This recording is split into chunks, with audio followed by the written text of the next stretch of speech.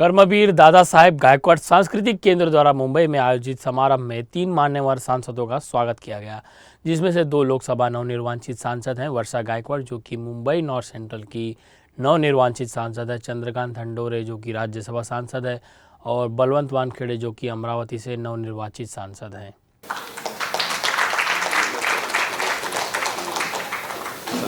विश्वाला शांतीचा संदेश देणारे विश्ववंदनीय तथागत गौतम बुद्ध, रयतेचे जाणते राजे छत्रपती शिवाजी महाराज, क्रांतिज्योतिसूर्य सावित्रीबाई फुले, क्रांतिज्योतिसूर्य महात्मा ज्योतिबा फुले, भारताचे संविधान रचयिते बोधिसत्व महामानव परमपूज्य भारतरत्न डॉक्टर बाबासाहेब आंबेडकर यांच्या विचारास आणि प्रतिमेस प्रतिमा अभिवादन करते।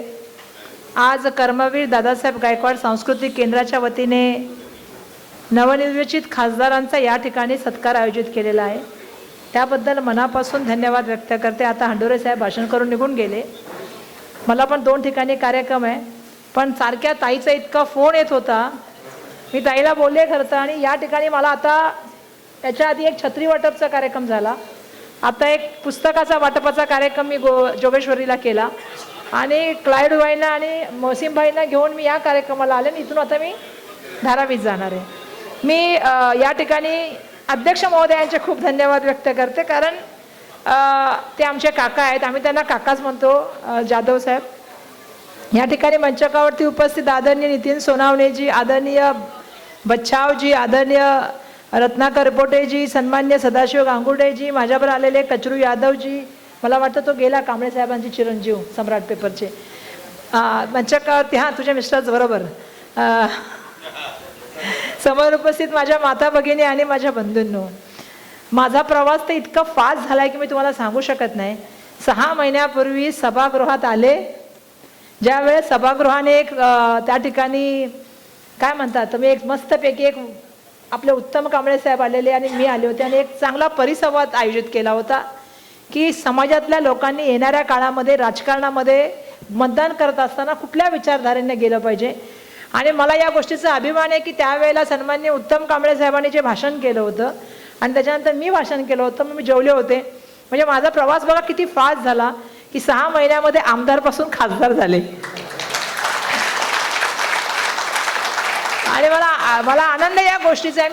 मी वर्षा गायकवाड काय मला सांगायचं नाही, वर्षा गायकवाड काय आहे सगळ्यांना माहिती आहे आणि मला सांगायला जास्त माझ्याबद्दल जमत पण नाही, हा माझा थोडा विकनेस असू शकेल, पण मला हे माहिती आहे की माझ्या वडिलांनी मला 2 गोष्टी शिकवल्यात आणि त्याचा मी राजकारणात आल्यापासून पाईकपणे पालन करते। कारण मी वयाची राजकारणामधली सुरुवात जी झाली माझी ती 20-22 वर्षापासून झाली। 24व्या वर्षी मी पहिल्यांदा कॉर्पोरेशनचं तिकीट मागितलं 2002ला आणि 26व्या वर्षी मला 2004ला आमदारचं तिकीट मिळालं। कॉर्पोरेशनचं तिकीट नाही मिळू शकलं, पक्षाने सांगितलं की नाही मिळणार तिकीट, पण पक्षाचं वफादारीने काम केलं। माझा एवढा अनुभव नाही आहे 4-5 पक्ष बदलण्याचा, मी एकाच पक्षात वफादारीने काम केलेलं आहे, कारण मी गायकवाड साहेबांची मुलगी आहे आणि गायकवाड साहेबांना आम्हाला एकच शिकवलं की तिकीट मिळालं नाही मिळालं तरी पण पक्ष सोडायचा नाही, पक्ष महत्त्वाचा यासाठी असतो कारण आपली विचारधारा महत्त्वाची आणि त्या विचारधारेशी आपण राहिलं पाहिजे।